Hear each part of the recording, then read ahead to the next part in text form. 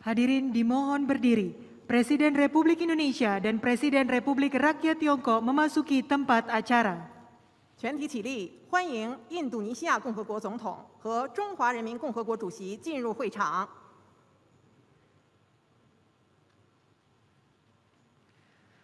Hadirin dipersilakan duduk kembali. 各位来宾，请坐。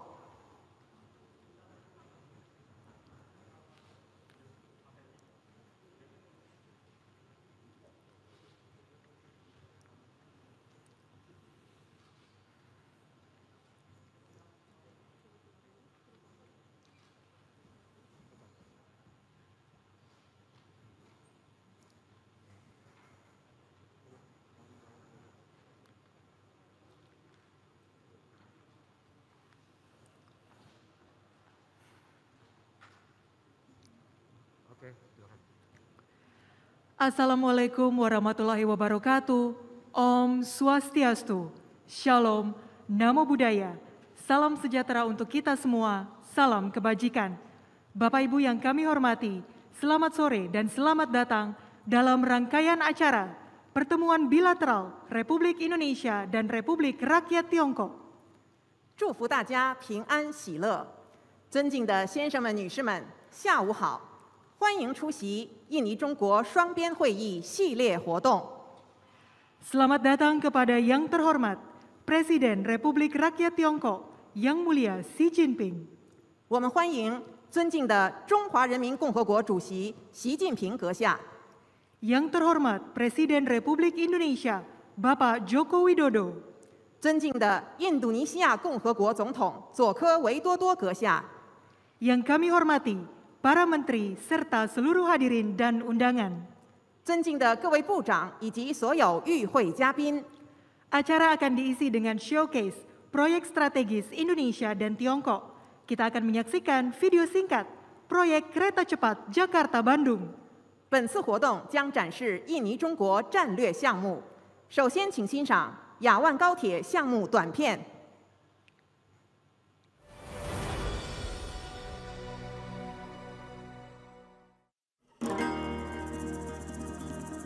Kereta cepat Jakarta-Bandung menghubungkan ibu kota Indonesia, Jakarta dan Bandung, kota wisata terkenal, dengan total panjang 142,3 km. Kecepatan operasi maksimum 350 km per jam. Sepanjang jalur terdapat 4 stasiun pemberhentian, yaitu Stasiun Halim, Karawang, Padalarang, dan Tegaluar. Struktur geologis di sepanjang jalur kereta cepat Jakarta-Bandung sangatlah kompleks. Dibangun dengan teknologi canggih dan matang dari kereta cepat Tiongkok dan menggunakan Bellesless Track tipe lempeng CRTS-3 Tiongkok, bantalan jembatan peredam guncangan, serta sistem kontrol kereta CTCS-3, sistem peringatan dini gempa, sistem informasi cerdas, dan membuat rangkaian EMU yang dirancang khusus untuk kereta cepat Jakarta-Bandung. Atas dukungan langsung dari Kepala Negara Tiongkok dan Presiden Indonesia, serta upaya bersama dari kontraktor Tiongkok dan Indonesia, pembangunan kereta cepat Jakarta-Bandung telah mewujudkan banyak pencapaian penting sejak pembangunan skala penuh dimulai pada Juni 2018. Semua konstruksi terowongan dan jembatan telah selesai. Pemasangan rel telah dimulai di jalur utama. 14 km telah memenuhi persyaratan pengujian. Melalui sinergi, pekerjaan persiapan operasi telah dilaksanakan dengan baik. Setelah kereta cepat Jakarta-Bandung selesai dibangun dan beroperasi, waktu tempuh perjalanan Jakarta-Bandung akan dipersingkat dari 3 jam lebih menjadi 40 menit. Ini akan secara drastis memperbaiki kondisi lalu lintas setempat dan akan sangat bermanfaat dalam mendorong pengembangan ekonomi dan sosial di sepanjang koridor. Memperdalam kerjasama pragmatis antara Tiongkok dan Indonesia, dan bersama-sama meningkatkan pembangunan dalam prakarsa sabuk dan jalan dengan poros maritim dunia yang berkualitas tinggi.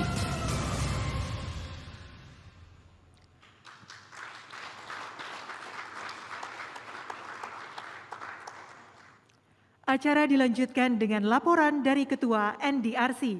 Kami mengundang Bapak He Lifeng. 接下来由中国国家发展和改革委员会主任做汇报，有请何立峰主任。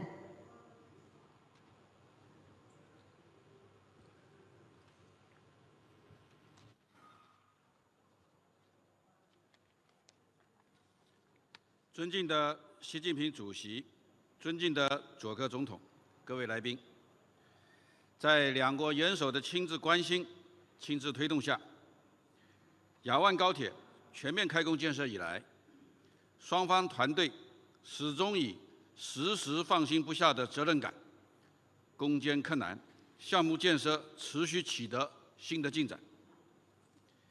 雅万高铁是新时期中印尼务实合作的重大项目，开启了共建“一带一路”重大项目投资、建设、运营合作模式的新篇章，弥补了印尼铁路工程技术的多项空白，创造了大量的就业机会，培养了一批高铁建设运营的技术人才和职工队伍。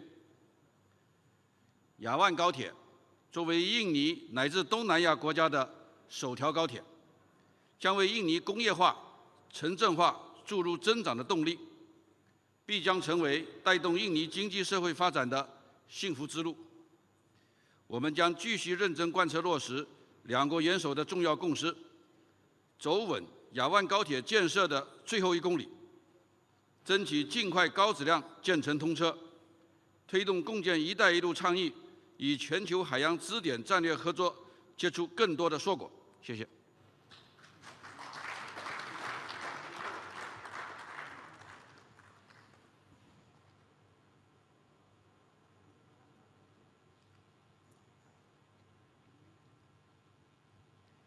Berikutnya adalah laporan Menteri Koordinator Bidang Kemaritiman dan Investasi Republik Indonesia kepada Bapak Luhut Binsar Panjaitan. Kami persilakan. 下面由印尼海洋和投资统筹部长做汇报，有请卢胡特部长。 Yang terhormat Presiden Joko Widodo dan Presiden Xi Jinping, izinkan saya melaporkan progres pembangunan kereta api cepat saat ini sudah mencapai 80,40%. Saya dan Bapak He Lifeng dari NDRC terus berkoordinasi dengan baik untuk memastikan penyelesaian proyek ini pada pertengahan tahun depan. Ini harus jadi dan tidak boleh mundur. Itu adalah tekad saya pribadi untuk menyelesaikan ini. Proyek kereta api cepat Jakarta-Bandung ini adalah salah satu proyek utama Global Maritime Fulcrum dan Belt and Road Initiative yang menjadi landmark kerjasama antara Indonesia dan Tiongkok. Oleh karena itu, pemerintah Indonesia berkomitmen untuk memberikan dukungan penuh terhadap penyelesaian proyek ini, baik dalam bentuk dukungan kebijaksanaan dan finansial sesuai ketentuan peraturan di Indonesia. Proyek kereta api cepat Jakarta-Bandung ini telah menjadi batu loncatan untuk proyek-proyek kerjasama dan Indonesia dan Tiongkok, seperti kawasan industri Morowali, Weda Bay, kawasan industri hijau Kalimantan Utara, Xinhua Southeast Asia Center, Two Country Twin Parks, serta beberapa proyek kerjasama lainnya yang akan berdampak sangat signifikan terhadap pembangunan di Indonesia. Kami mengharapkan Presiden Xi Jinping bisa menghadiri peresmian operasional kereta api cepat Jakarta-Bandung pada pertengahan tahun depan bersama dengan Presiden Joko Widodo. Demikian laporan saya. Terima kasih.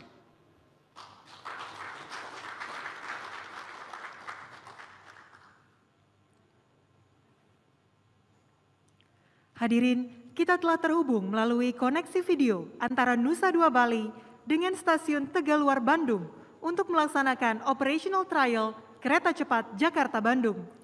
各位来宾，我们已通过视频连线巴厘岛努沙杜瓦和万隆德卡鲁尔站，进行雅万高铁试验运行。Kami persilakan kepada masinis dari Stasiun Tegaluar Bandung untuk menyampaikan laporan. 请万隆德卡鲁尔站司机汇报情况。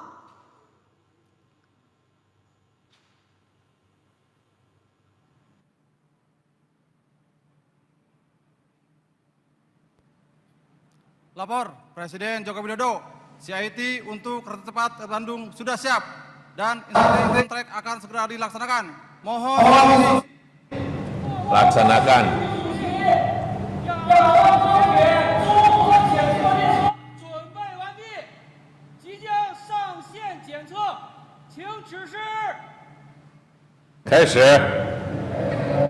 laksanakan.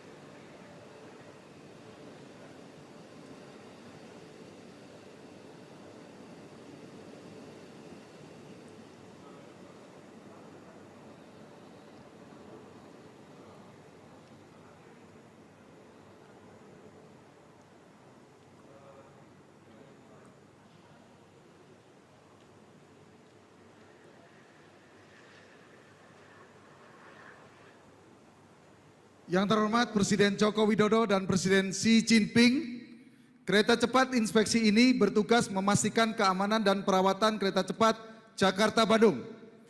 Dilengkapi teknologi canggih dan teruji, kereta ini mampu mendeteksi lebih dari 60 parameter teknis secara real time. Mulai dari status peralatan jalur, listrik aliran atas, komunikasi persinyalan, dan respon dinamis kereta. Termasuk deteksi potensi isu dari operasional dan kondisi di lingkungan sekitar. Tim teknis terlatih akan berlangsung melakukan perbaikan yang diperlukan. Kereta cepat inspeksi ini akan dijalankan di setiap hari sebelum jalur kereta digunakan untuk kereta penumpang. Terima kasih, Sisi.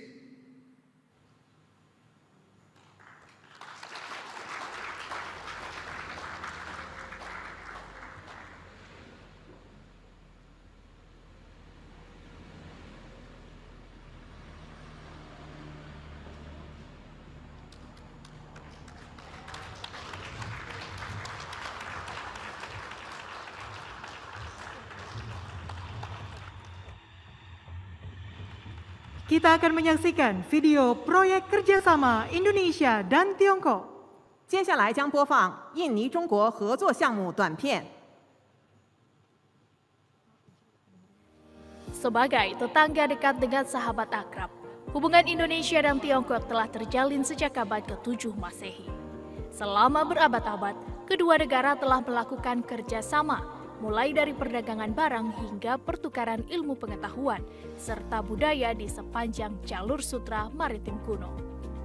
Saat ini, rute perdagangan kuno ini telah berkembang menjadi platform kerjasama Belt and Road Initiative. Indonesia telah berhasil mensinergikan BRI dengan poros maritim global melalui penandatanganan MOU on jointly promoting the BRI cooperation pada tahun 2018 yang membuka era baru kerjasama strategis dan konkret antara Indonesia dan Tiongkok. Selain kereta cepat Jakarta-Bandung yang berhasil dibangun tahun depan, kerjasama koridor ekonomi komprehensif regional tengah dikembangkan oleh kedua negara, yaitu Sumatera Utara sebagai hub ekonomi dan bisnis untuk ASEAN, Kalimantan Utara sebagai hub energi dan mineral, Sulawesi Utara sebagai hub ekonomi lingkaran Pasifik, dan Bali sebagai hub teknologi dan ekonomi kreatif. Keempat koridor tersebut memungkinkan Indonesia mengoptimalkan sumber daya alamnya yang melimpah untuk mengembangkan industri mineral berkualitas tinggi. Hub-hub ini juga menyediakan ruangan bagi institusi yang baik untuk penelitian ilmiah dan pelatihan akademis, khususnya kampus Tsinghua Southeast Asia Center yang baru saja diresmikan di Bali yang akan berkontribusi pada implementasi inisiatif pembangunan global di kawasan kita. Baru-baru ini, Presiden Joko Widodo telah melaksanakan peletakan batu pertama di kawasan industri hijau yang akan dibangun di Kalimantan Utara dengan investasi potensial dari Tiongkok dan Uni Emirat Arab. Kawasan ini akan menyerap lebih dari 60.000 tenaga kerja melalui industri aluminium, petrochem, polisilikan, serta pabrik baterai untuk kendaraan listrik yang akan didukung dengan pembangkit listrik, tenaga air, dan tenaga surya. Perdagangan dan investasi antara kedua negara pun terus menghasilkan pencapaian yang menggembirakan. Tiongkok telah menjadi mitra dagang terbesar Indonesia selama 9 tahun secara berturut-turut. Selama semester pertama tahun 2022, realisasi investasi Tiongkok di Indonesia telah mencapai 3,6 miliar dolar Amerika Serikat, meningkat 100% dibandingkan periode yang sama tahun lalu. Investasi Tiongkok tersebar dalam berbagai bidang, antara lain infrastruktur, energi, pendidikan, inovasi, dan ekosistem daur ulang baterai. Ketika COVID-19 menghantam, Tiongkok hadir untuk Indonesia dengan memenuhi ketersediaan alat-alat kesehatan, berbagi ilmu terkait penanganan COVID-19, obat-obatan, hingga memastikan pasokan vaksin. Tiongkok juga telah mendukung Indonesia membangun hub regional untuk manufaktur vaksin dengan mengembangkan industri bioteknologi dan perawatan kesehatan dalam negeri. Melalui Abogen, Tiongkok mendukung perusahaan biofarmasi Etana Biotechnologies untuk menjadikan Indonesia negara pertama di ASEAN yang mampu memproduksi vaksin COVID-19 berbasis platform mRNA. Tidak hanya itu, ke depannya, Indonesia dan Tiongkok akan mengembangkan industri obat-obatan herbal melalui Taman Sains dan teknologi herbal yang sedang dibangun di Humbang Hasundutan, Sumatera Utara. Dunia berada di tengah tantangan menghadapi ancaman krisis pandemi, pangan, energi, inflasi, dan stagnasi. Saat masa sulit ini, sebagai sesama anggota G20, Indonesia dan Tiongkok telah menunjukkan pentingnya kemitraan, sinergi, dan solidaritas. Hubungan kita akan makin kokoh dan kuat. Bergandengan tangan, kita akan bergerak maju. Bersama-sama, kita membangun komunitas senasib sepenanggungan Indonesia-Tiongkok.